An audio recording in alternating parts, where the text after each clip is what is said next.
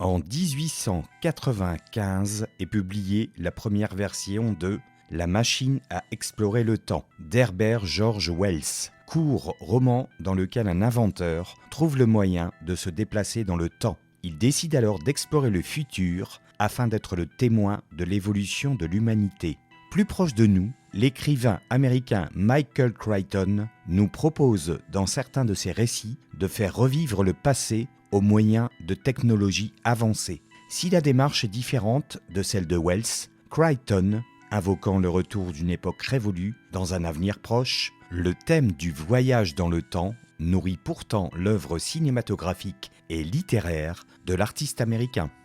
Chez Crichton, il n'est plus question d'un personnage voyageant dans le temps à l'aide d'un véhicule génialement bricolé, mais c'est le passé qui fait irruption dans le présent du film.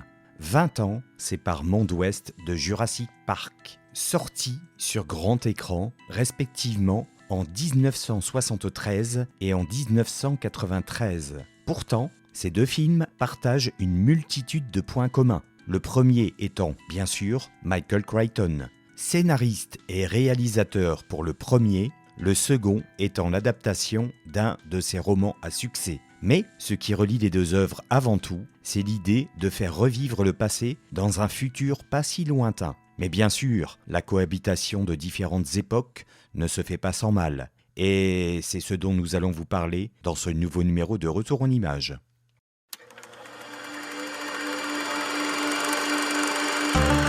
Je suis un ami de Sarah Connor. On m'a dit qu'elle était ici, je peux la voir. Non, elle est en train de faire une déposition. Où est-elle? Ça peut durer longtemps, mais qu'à attendre bien un banc, là. Attention, qui que vous soyez, attention, cette fréquence est exclusivement réservée aux urgences. Sans blague, si vous croyez que j'appelle mon commandant ninja. Everybody be cool, it's a robbery! You fucking bitch, move! And I'll execute every motherfucking last one of you! J'abattrai alors le bras d'une terrible colère, d'une vengeance furieuse et effrayante. Le requin, il avale tout ce qu'il voit. Un coup de dent, un coup d'attendrisseur, et ça descend.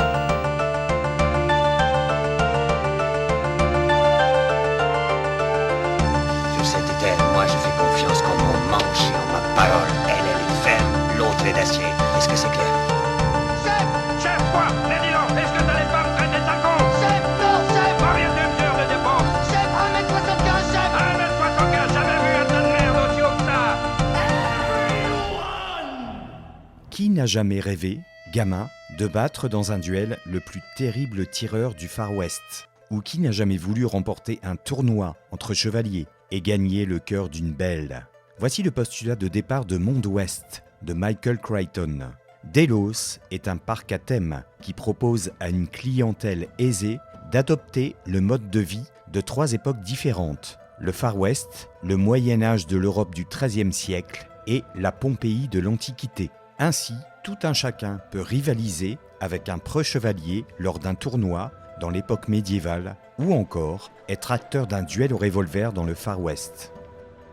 Le monde ouest du film éponyme, c'est l'univers de la conquête de l'Ouest américain, au-delà des montagnes rocheuses jusqu'au Pacifique, entamé au XIXe siècle. C'est un univers rude, individualiste, où règne la loi du plus fort et où les conflits se règlent à coups de revolver. Cependant, malgré les efforts de reconstitution délivrés par les concepteurs du parc, le passé invoqué ici n'est pas celui des historiens, s'appuyant sur des études sérieuses, mais plutôt un passé fantasmé où nous n'aurions retenu que l'aspect sensationnel. En effet, Monde Ouest est une attraction, certes faisant appel aux dernières technologies et destinée à une clientèle privilégiée, mais il n'en reste pas moins un lieu dédié au divertissement. Et cette clientèle de luxe doit avant tout s'amuser, s'évader, se détacher d'un quotidien stressant pour prendre du bon temps.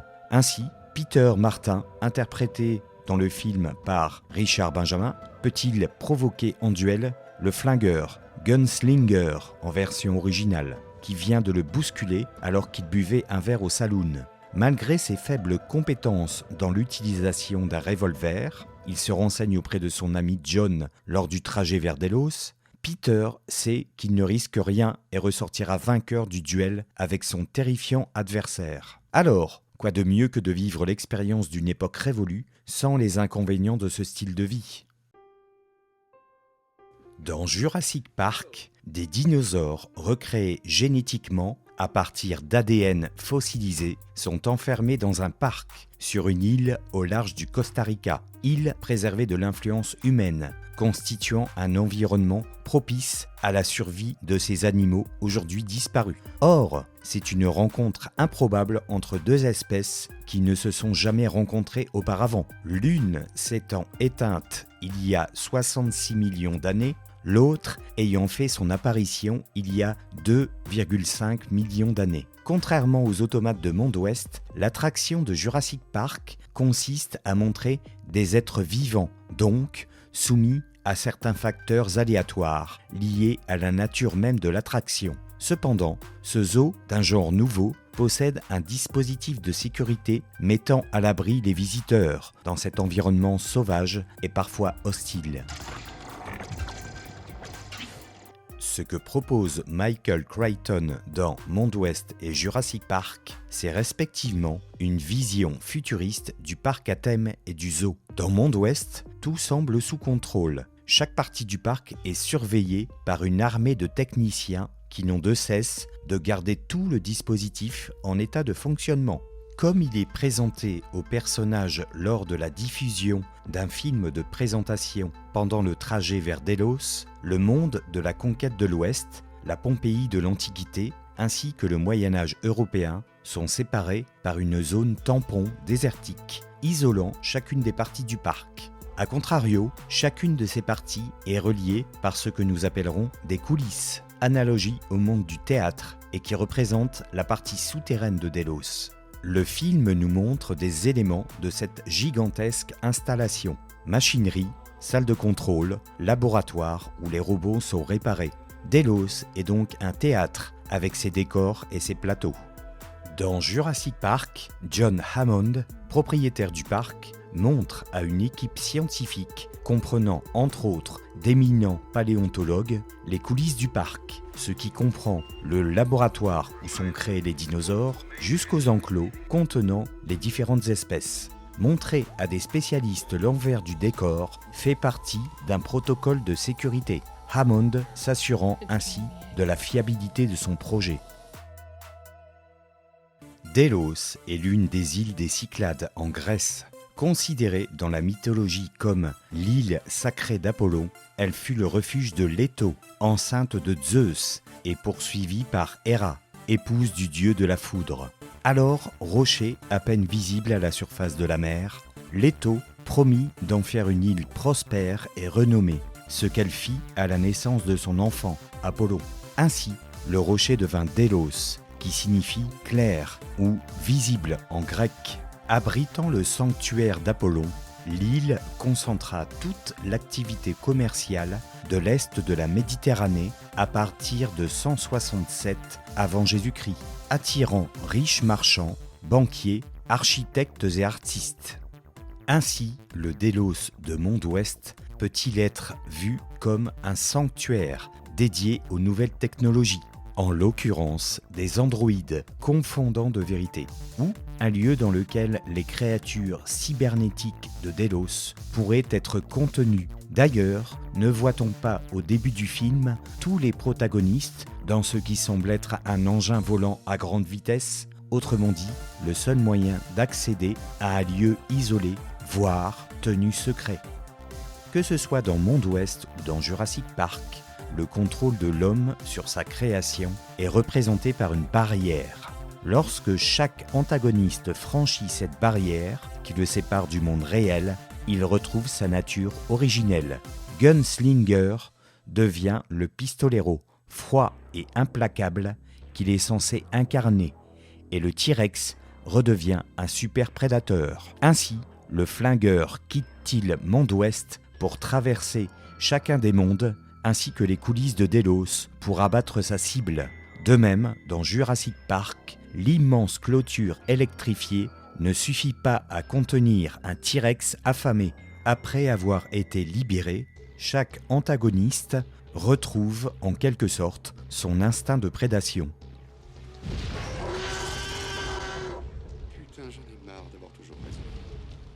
Nombreux sont les films à nous montrer les coulisses ou l'envers du décor, de Chantons sous la pluie, sorti en 1952, à Birdman, sorti en 2014, pour ne citer que.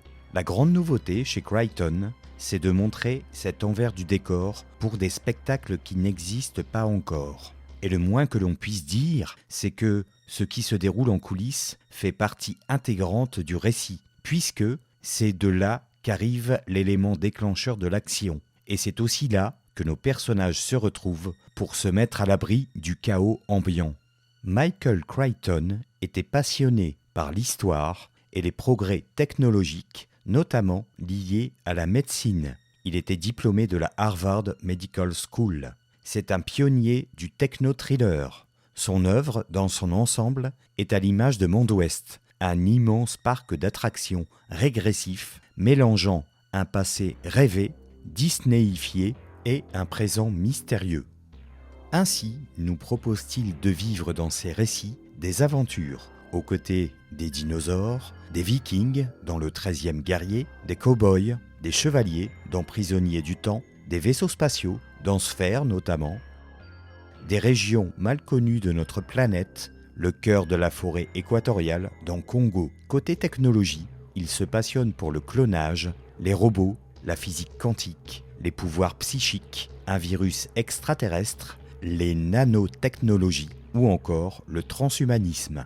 Cependant, bien qu'il soit lui-même parfaitement intégré au système, ce sont bien les dérives qu'il dénonce et notre devoir de responsabilité face à nos découvertes scientifiques. Cette émission est terminée et je vous dis à très bientôt dans un nouveau numéro de Retour en Images.